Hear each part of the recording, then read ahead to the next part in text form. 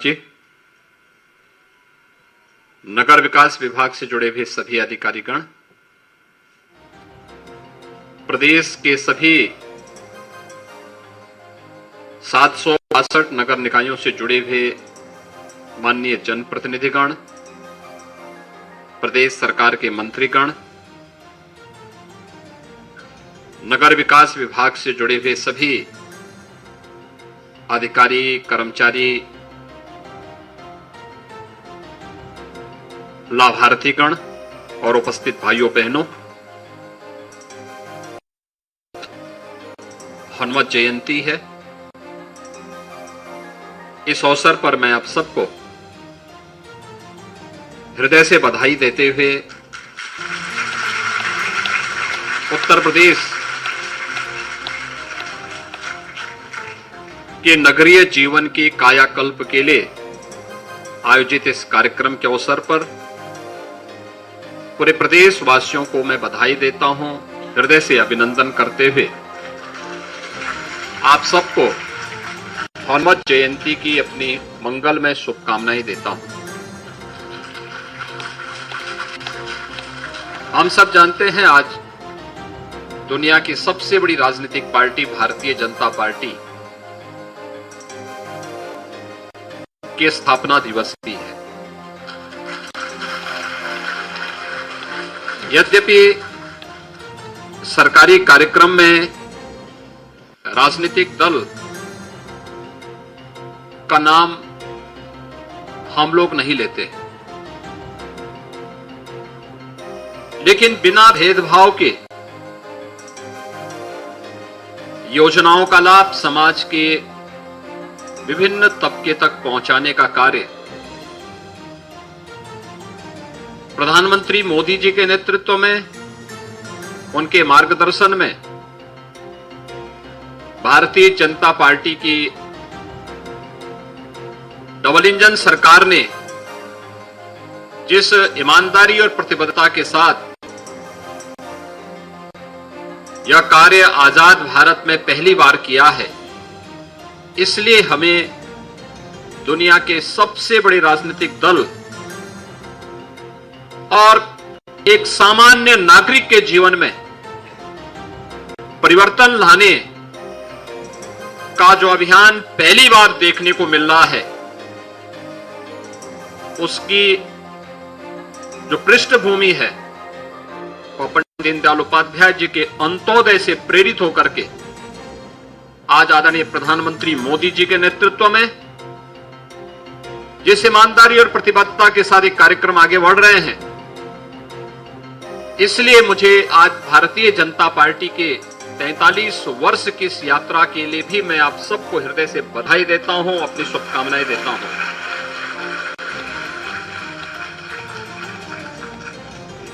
यह अत्यंत कठिन था और असंभव जैसा प्रतीत होता था अगर प्रधानमंत्री मोदी जी के नेतृत्व में केंद्र में सरकार नहीं बनती और उत्तर प्रदेश में प्रधानमंत्री मोदी जी के आह्वान पर अगर भारतीय जनता पार्टी की सरकार नहीं बनती तो जो लाखों लोगों के जीवन में परिवर्तन करने के लिए प्रधानमंत्री आवास योजना, पीएम स्वनिधि योजना, उज्ज्वला योजना, प्रधानमंत्री आयुष्मान भारत की योजना और कोरोना कालखंड के दौरान फ्री में राशन की सुविधा और फ्री में वैक्सीन की सुविधा की जो सौगात पूरे देशवासियों को और प्रदेशवासियों को प्राप्त हुई है, भाइयों बहनों, ये असंभव जैसा ही दिखता, क्योंकि इससे पहले यह संभव ही था। कोरोना 2020 में आया था और 2021 में उसका प्रचंड कहर भी देखने को मिला था। ठीक 100 वर्ष पहले इस देश ने ऐसी ही एक महामारी को झेला था, दुनिया ने झेला था, और उस समय बीमारी से तो लाखों लोगों की मौत हुई ही थी।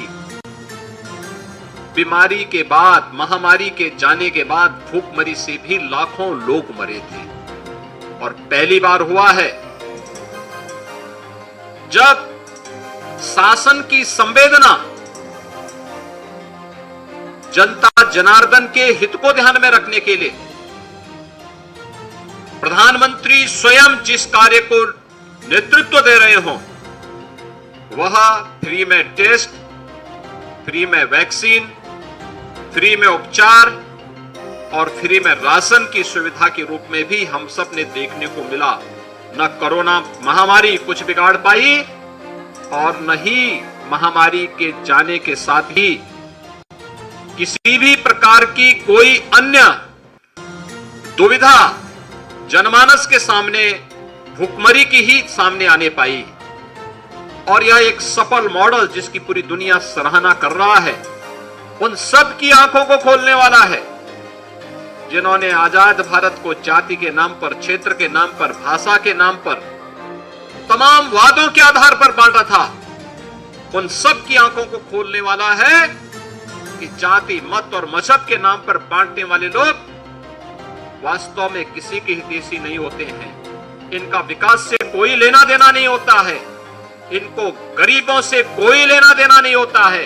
ये केवल अपना और अपने परिवार का उल्लू सीधा करना चाहते हैं और उल्लू सीधा करने के लिए लोग हमेशा किसी न किसी प्रकार का कोई न कोई स्वांग रचते हैं। और इस देश ने और पूरे प्रदेश ने इस बात को महसूस किया है। आज भाइयों बहनों, उत्तर प्रदेश आज देश के अंदर सबसे ज्यादा नगर निकाय रखने वाला राज्य है। 762 नगर निकाय हमारे पास है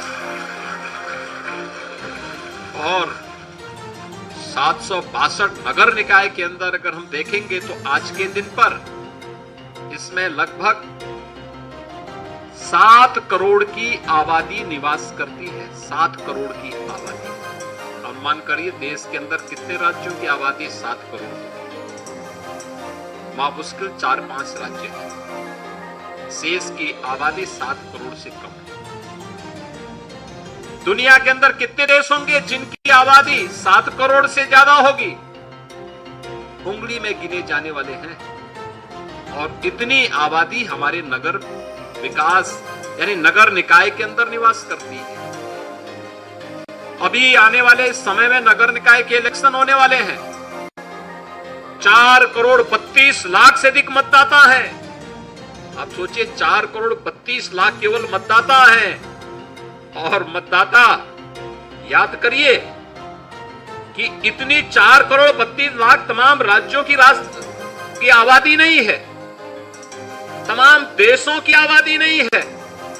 जितने हमारे यहां नगर निकाय क्षेत्र में वोटर हैं, इन सब के जीवन में परिवर्तन करना, ईज ऑफ लिविंग के लक्ष्य को प्राप्त करना, उनके जीवन में खुशहाली लाना, उनको विकास और प्रगति के एक नए मार्ग पर अग्रसर करने के सामने जो प्रयास प्रारंभ हुए हैं, आपने पिछले 9 वर्षों से प्रधानमंत्री मोदी जी के नेतृत्व में बदलते हुए भारत को देखा है और पिछले 6 वर्ष के अंदर बदलते हुए उत्तर प्रदेश को भी देखा है। ये बदलाव की धुरी हमारे नगरीय विकास बने हैं। आप इसके सारथी हैं। नगर विकास मंत्री और नगर विकास की टीम इस परिवर्तन को सभी जनप्रतिनिधियों के साथ मिलकर के एक नई पहचान के साथ उसे आगे बढ़ा रही है। और आज उसी का परिणाम है कि आज यहां पर हम लोग 8,731 करोड़ रुपए से अधिक की 2039 परियोजनाओं के लोकार्पण और शिलान्यास के लिए यहां पर उपस्थित हैं। आप अनुमान कर लीजिए, हो सकता है कुछ राज्य ऐसे भी होंगे जिनका वार्षिक बजट ही 8,700 के आसपास होगा।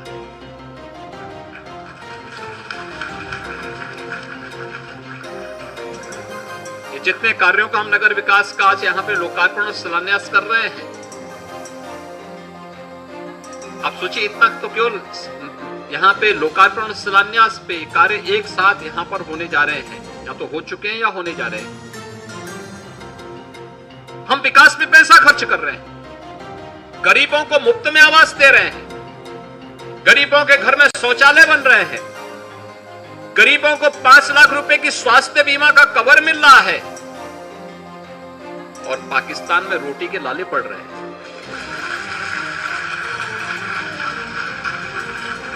अब अच्छी सरकार आती है तो ऐसे ही परिवर्तन करके लाती भी है। और किस स्तर पर 17 लाख से अधिक गरीबों को नगरीय क्षेत्र में अब तक एक आवास उपलब्ध कराया जा चुका है, जिसमें 2.5 लाख रुपए प्रति आवास उपलब्ध कराया जाता है। 17 लाख से अधिक। और अगर ग्रामीण क्षेत्र को भी जोड़ देंगे तो भाइयों बहनों इसकी संख्या 54 लाख है। 54 लाख गरीबों को उत्तर प्रदेश के अंदर एक आवास उपलब्ध हो जाना। 10 करोड़ लोगों को उत्तर प्रदेश के अंदर प्रधानमंत्री जन आरोग्य योजना आयुष्मान भारत के अंदर 5 लाख रुपए की और मुख्यमंत्री जन आरोग्य योजना के अंतर्गत 5 लाख रुपए की स्वास्थ्य बीमा का कवर हम उत्तर प्रदेश के अंदर उपलब्ध करवा रहे हैं। 10 करोड़ लोगों को। 15 करोड़ लोगों को मार्च 2020 से फ्री में राशन की सुविधा उपलब्ध करवाई जा रही है, अभी भी है। अनुमान कर लीजिए सरकार कैसे कार्य कर रही है। आज हमारे नगर केवल नगर नहीं है, देश के अंदर प्रधानमंत्री जी ने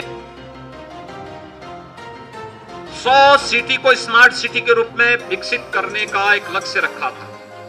उनमें से 10 उत्तर प्रदेश की भी। उनमें भारत सरकार के सहयोग से नगर विकास के अंदर नगरीय जीवन में परिवर्तन लाने के लिए तमाम कार्यक्रम चल रहे हैं। उत्तर प्रदेश सरकार ने राज्य के अंदर जो 7 नगर निगम थे उन्हें राज्य स्मार्ट सिटी मिशन के अंतर्गत लेकर के सभी 17 नगर निगमों को स्मार्ट सिटी के साथ जोड़ने का कार्य प्रारंभ किया है। और देश के अंदर इसलिए स्मार्ट सिटी मिशन में उत्तर प्रदेश का नगर विकास नंबर 1 पर आया है। इसमें स्मार्ट रोड, इसमें कमांड एंड कंट्रोल सेंटर, और ये कमांड एंड कंट्रोल सेंटर केवल नगरीय क्षेत्र में स्वच्छता की ही कार्यक्रम को नहीं कर रहा है। आपने देखा होगा कोरोना कालखंड के अंतर्गत in command and control centre ने बहुत अच्छा कार्य किया।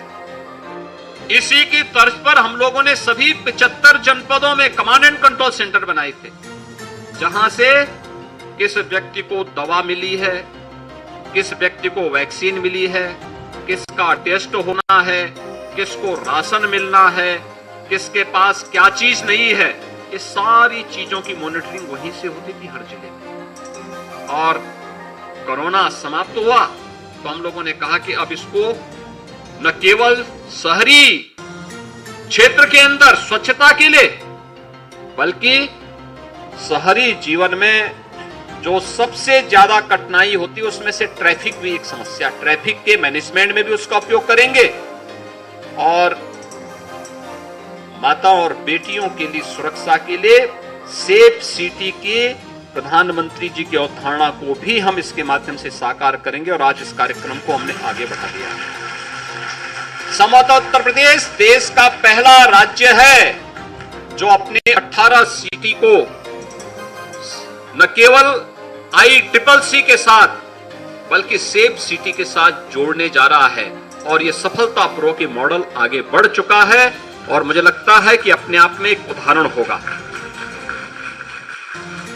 प्रदेश के अंदर मैं जिस भी शहर में जाता हूं, आज वहां पे स्वच्छता नए सिरे से देखते हुए बनती है। लोगों के मन में एक उत्साह दिखता है और मुझे लगता है कि इसमें बहुत बड़ा रोल हमारे स्वच्छता के कर्मियों का है। बहुत बड़ा कार्य उनके द्वारा किया जा रहा है।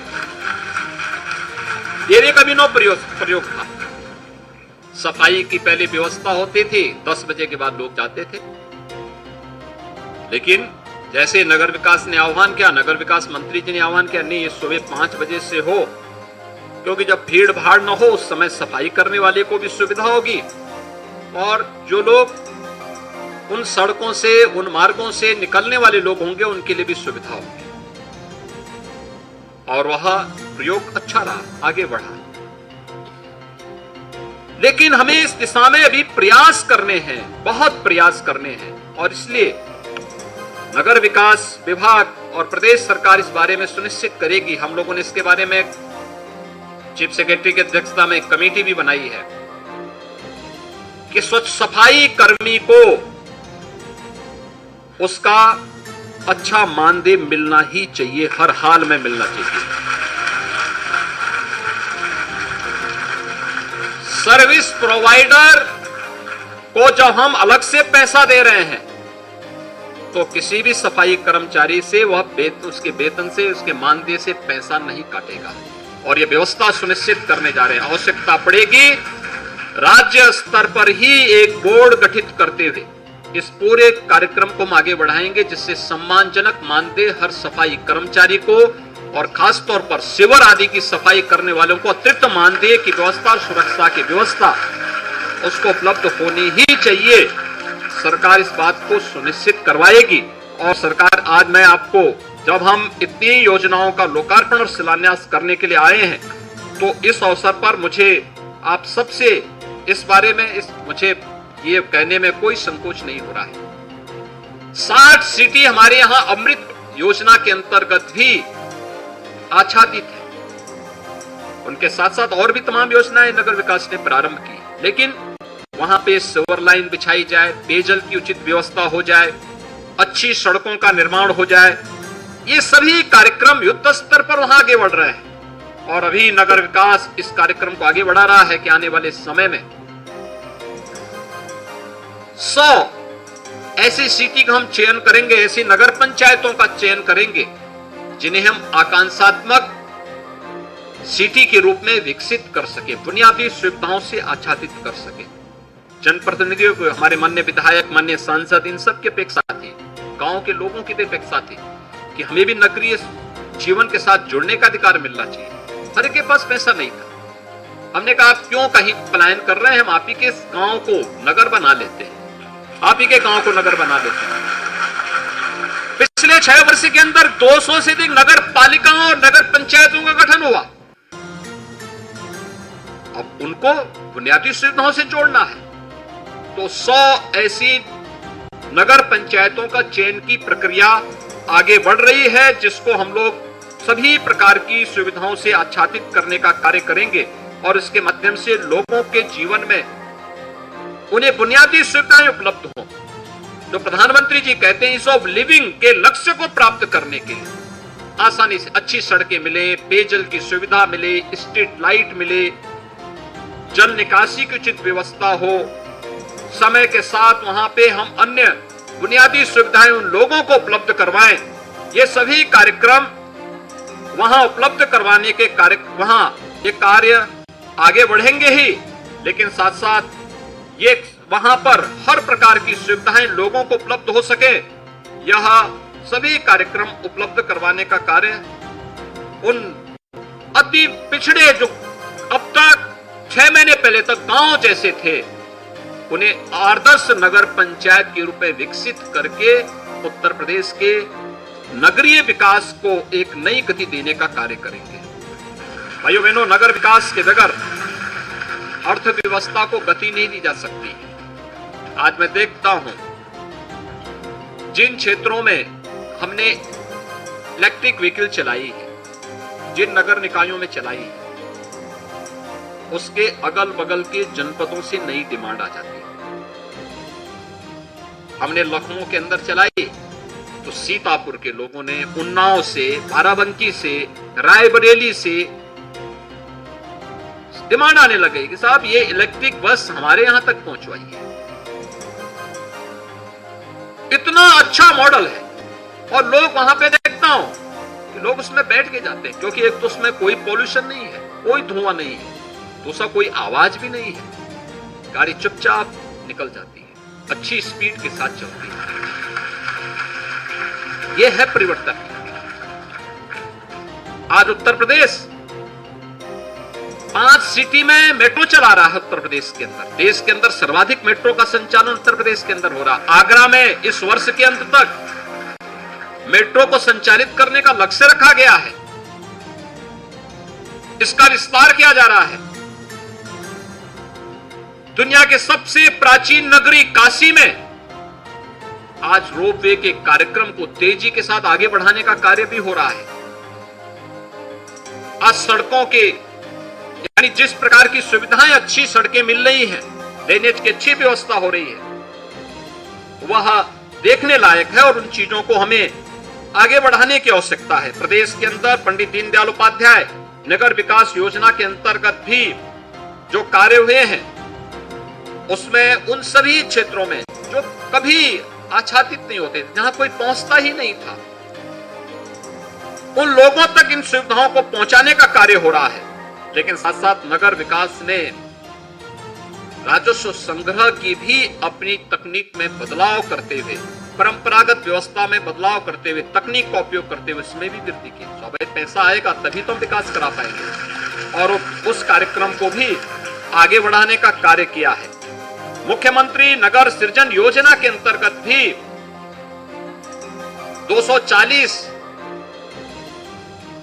जो नगर निकाय जिनका विस्तारीकरण हुआ था, जैसे लखनऊ नगर निगम में ही कई गांव आए हैं, उनका विकास कराएगा कौन? होना तो ये होता तो ये कि वहां पर विकास तब होता जब नए चुनाव हो जाते हैं, लेकिन इसके लिए इंतजार थोड़े करते। और जनता क्यों उसके लिए दोषी, जनता को हम क्यों दोषी ठहराएं? इसलिए कहा गया कि नहीं, हम एक नई योजना चलाएंगे, चुनाव जब होंगे तब होगा, लेकिन विकास से कोई वंचित नहीं होना चाहिए, बुनियादी सुविधा से कोई वंचित नहीं होना चाहिए। और वहां पर भी 550 करोड़ रुपए की लागत से अब तक हम लोग वहां पे 764 करोड़ रुपए की लागत की योजनाओं को उन विस्तारित क्षेत्रों के लिए भी बना चुके हैं, और उस पर भी आज यहां पर उसका लोकार्पण और शिलान्यास के कार्यक्रम अब तक यहां पर संपन्न हुए हैं। इसके अलावा मुख्यमंत्री नगरीय अल्प विकसित व मलिन बस्ती योजना के कार्यक्रम को आगे बढ़ाने का कार्य हुआ, और पहली बार आपने देखा होगा स्ट्रीट वेंडर को कोई नहीं पूछता।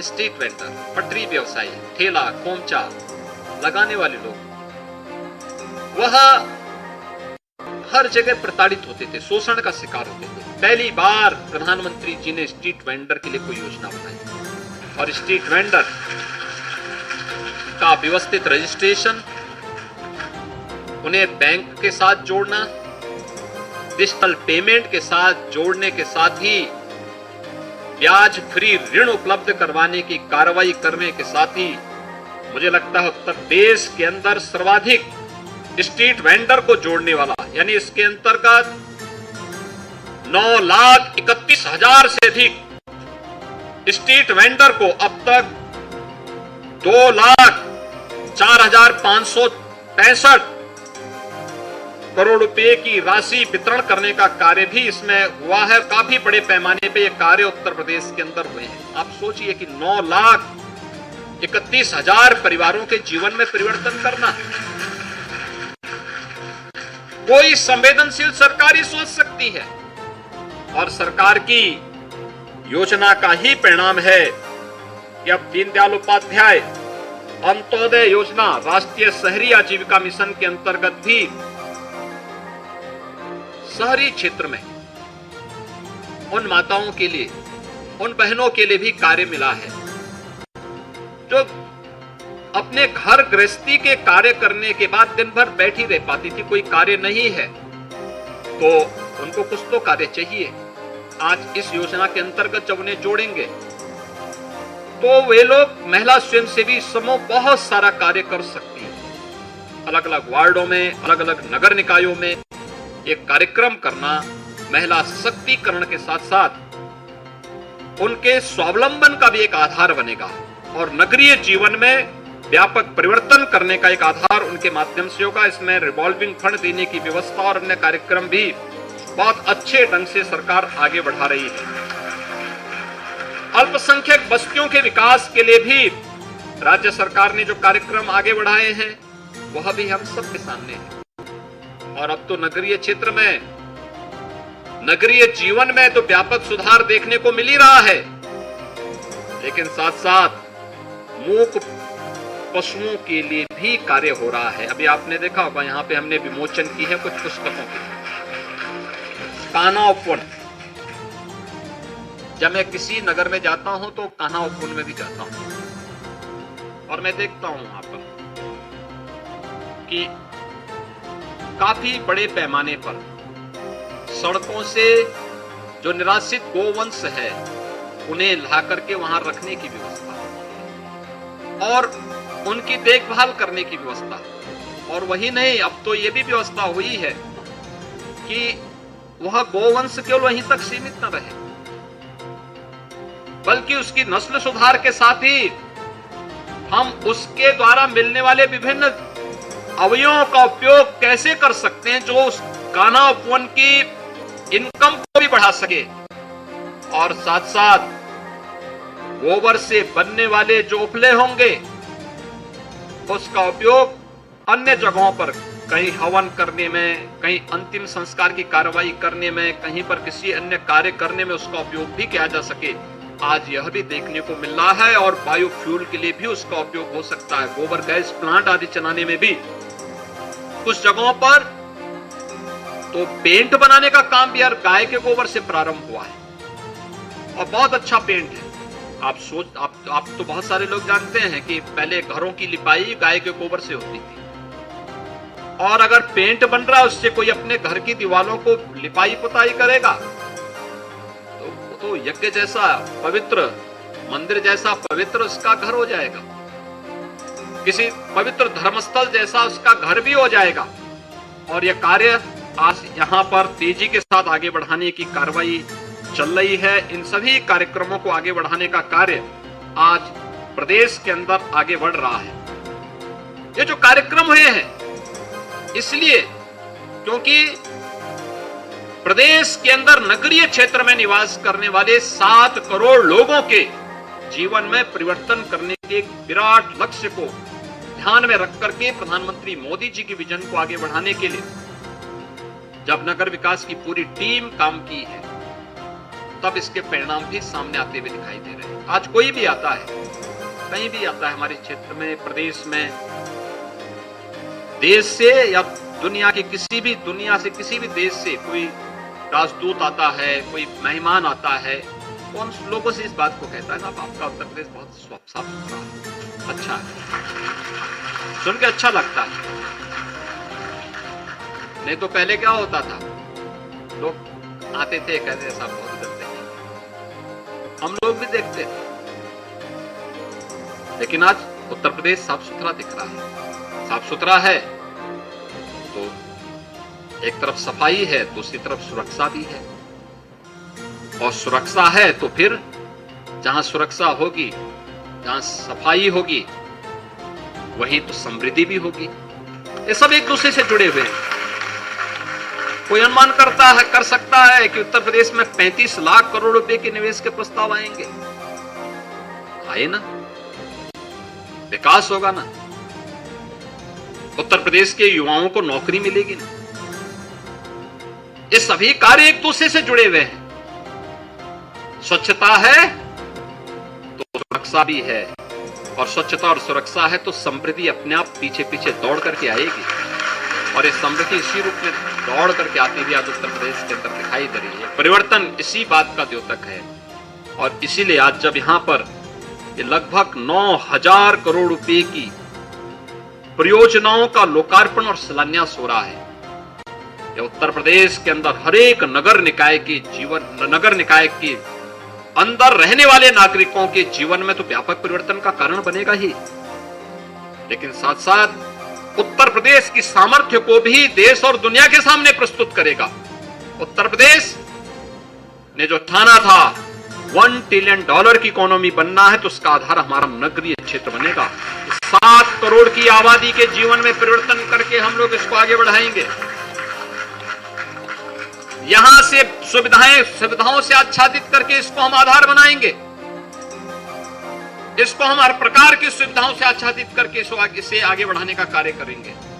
और मैं इस अवसर पर नगर विकास से जुड़े हुए सभी अधिकारियों को, कर्मचारियों को, इन योजनाओं को जिनका लोकार्पण हो रहा है और समयबद्ध ढंग से उन्होंने आगे बढ़ाया है, इसके लिए उन्हें हृदय से बधाई देता हूं, हृदय से धन्यवाद भी देता हूं। जिनका शिलान्यास हो रहा है वो समयबद्ध ढंग से आगे बढ़ जाए और एक टीम वर्क जो कार्य करती है, उस टीम वर्क का परिणाम हम सबके को दिखना चाहिए। आम नागरिक के जीवन में जितनी अधिक खुशहाली हम ला सकते हैं अपने परिश्रम से, अपने पुरुषार्थ से, उसे आगे बढ़ाने का प्रयास हमारे स्तर पर होना ही चाहिए।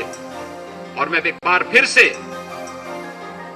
जब तक आउटसोर्सिंग के नाम पर सफाई कर्मियों का शोषण की प्रवृत्ति चली आ रही थी, इसको पूरी तरह बंद करवाने और इनके जीवन में इनको अच्छा मानदेय मिले, इनको वास्तव में सम्मानजनक जीवन के साथ जीने का अधिकार मिले, इसके लिए सरकार पूरी तरह के आपके साथ में है। क्योंकि बहुत कठिन कार्य है, बहुत कठिन चुनौतीपूर्ण कार्य आप उठाते हैं। जब लोग सोते हैं तब आपके हाथ में झाड़ू होता है, साफ सफाई करते हुए घर के एक अभिभावक की तरह। यही तो व्यक्ति देखता रहा है कि दूसरों की सुविधा के लिए अपने आप को होम कर देना, दूसरों को स्वास्थ्य के लिए, दूसरों की सुविधा के लिए अपने आप को लगाना। जब आप ये कार्य करेंगे तो आपके लिए भी सरकार हर प्रकार से आगे बढ़कर के आपके संरक्षण करेगी, आपको सुविधा उपलब्ध करवाएगी। इसके लिए सरकार आपके साथ में है। मैं एक बार फिर से आज यहां पर 8,600 करोड़ रुपए की इन सभी परियोजनाओं के लिए, 8,700 करोड़ रुपए से अधिक की इन परियोजनाओं के लिए पूरे प्रदेश वासियों को हृदय से बधाई देता हूं, हनुमत जयंती की शुभकामना देता हूं और विश्वास व्यक्त करता हूं कि जीवन में बजरंग बली की ही निष्ठा हमारे मन में होनी चाहिए। भाइयों बहनों, जहां भक्ति है वहीं पर शक्ति भी है। बिना भक्ति के शक्ति नहीं आती है। बजरंग बली ने भी अपने जीवन में यही सब कुछ हमें संदेश दिया है। ईमानदारी के साथ, पूरी तन्मयता के साथ जो कार्य दिया गया है उस कर्तव्य का निर्वहन करना। प्रधानमंत्री जी ने आजादी के अमृत महोत्सव के मुख्य उद्बोधन में इस बात का उल्लेख किया, पंच प्रण की बात की थी। पंच प्रण में अंतिम प्रण जो था वो नागरिकों के कर्तव्य का भी है। यानी विकसित भारत से लेकर के नागरिकों के कर्तव्य तक। विकसित भारत तब होगा जब हर नागरिक अपने कर्तव्य का निर्वहन करेगा। और मुझे लगता है ये कर्तव्य भक्ति का प्रतीक है। जब हम पूरी निष्ठा के साथ अपने उत्तरदायित्वों का निर्वहन करेंगे तो भारत शक्तिशाली होगा। इसमें किसी प्रकार की किसी प्रकार की कोई बाधा ही नहीं है, कोई बाधा नहीं है। ये तो भारत की आबादी 140 करोड़ की, पाकिस्तान की तो आबादी मात्र 22 करोड़ है। रोटी के लाले पड़ रहे हैं 22 करोड़ की आबादी। भारत 140 करोड़ लोगों को 3 वर्ष से फ्री में राशन उपलब्ध करा रहा है। कहीं कोई समस्या नहीं, फ्री में वैक्सीन दे रहा है, फ्री में उपचार करा रहा है, विकास की योजनाओं को धड़ल्ले से आगे बढ़ा रहा है। नई नई चीजें, कहीं एयर कनेक्टिविटी दे रहा है, कहीं मेट्रो दे रहा है, कहीं रोपवे दे रहा है, कहीं स्मार्ट सिटी दे रहा है, कहीं अमृत योजना के अंतर्गत सिविल लाइन बिछाई जा रही है, हर घर नल की योजना को साकार कर रहा है। और जिस गरीब के पास किन्हीं कारणों से आवास बनाने की सामर्थ्य नहीं है, सरकार उसके साथ में है। प्रधानमंत्री आवास योजना उसके लिए खड़ी है। यह भी प्रधानमंत्री मोदी जी के नेतृत्व में हर व्यक्ति ने इन सब सपनों को साकार होते हुए देखा है। तो हमारा भी दायित्व होना चाहिए कि हनुमान जयंती के अवसर पर, हनुमत जयंती के अवसर पर ये कार्यक्रम हो रहे हैं, सरकार आपके लिए घोषणा भी कर रही है। और मैं चाहूंगा कि हम भी उसी भक्ति, उसी निष्ठा के साथ, बजरंग बली की निष्ठा के साथ अपने को जोड़ते हुए अपने कर्तव्यों का निर्वहन करेंगे। जो जिस क्षेत्र में अपने कर्तव्यों का निर्वहन करेगा तो अवश्य हम शक्तिशाली होंगे, आप शक्तिशाली होंगे। इस विश्वास के साथ मैं प्रदेश वासियों को 8,700 करोड़ रुपए से अधिक की इन परियोजनाओं के लिए हृदय से बधाई देता हूं।